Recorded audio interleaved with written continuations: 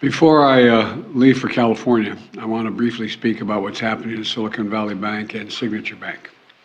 Today, thanks to the quick action of my administration over the past few days, Americans can have confidence that the banking system is safe. Your deposits will be there when you need them. Small businesses across the country, the deposit accounts at these banks can breathe easier knowing they'll be able to pay their workers and pay their bills. And their hardworking employees can breathe easier as well. Last week, when we learned of the problems of the banks and the impact they could have on jobs of small businesses and banking system overall, I instructed my team to act quickly to protect these interests. They've done that. On Friday, the government regulator in charge, the FDIC, took control of Silicon Valley Bank's assets. And over the weekend, it took control of Signature Bank's assets. Treasury Secretary Yellen and a team of banking regulators have taken action, immediate action. And here are the highlights. First, all customers who had deposits in these banks can rest assured they'll be protected and they'll have access to their money as of today. That includes small businesses across the country that bank there and need to make payroll, pay their bills, and stay open for business. No losses will be, and this is an important point, no losses will be borne by the taxpayers. Let me repeat that. No losses will be borne by the taxpayers. Instead, the money will come from the fees that banks pay into the deposit insurance fund. Because of the actions that our regulators have already taken, every American should feel confident that their deposits will be there if and when they need them. Second, the management of these banks will be fired. If the bank is taken over by FDIC, the people running the bank should not work there anymore. Third, investors in the banks will not be protected.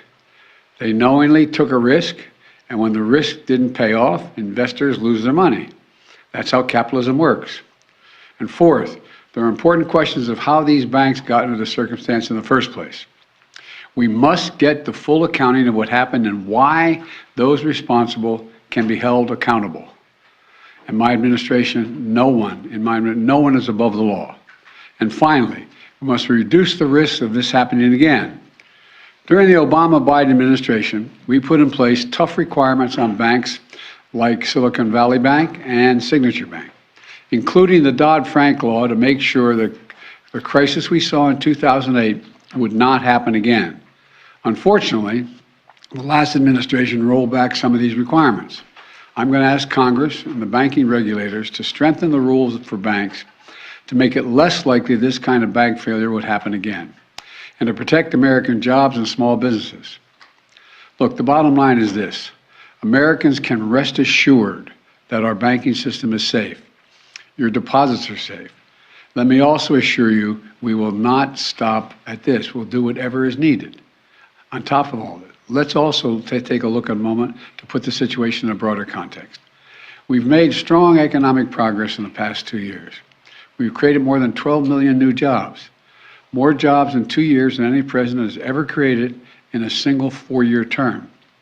Unemployment is below 4% for 14 straight months. Take-home pay for workers is going up, especially for lower and middle-income workers. And we've seen record numbers of people apply to start new businesses, more than 10 million of them, more than 10 million applications over the last 2 years starting businesses. Now we need to keep this progress going. That's what swift action that my administration over the past few years is all about.